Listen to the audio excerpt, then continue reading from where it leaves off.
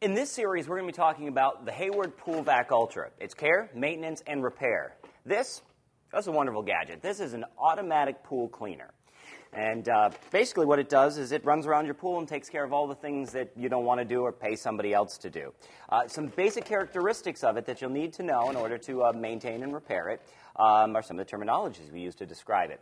First is the wings. Now, when it's running around the pool, it's going to clean from tip to tip on the wings, right? And it goes in circle motion, so it spends the time going doot, doot, doot, doot, doot, doot, doot, doot, doot, doot, doot, doot, and reversing circles, doot, doot, doot, doot, doot, doot, doot, doot, doot, doot, while not actually making those sounds. And also, you'll see the flaps here and here. This is what creates the pressure zone for you to do the sucking, and boop, this is where all the debris goes. We'll get to in a second where how it actually goes through it, but once it goes through, it enters into a turbine and goes right up into your pool system.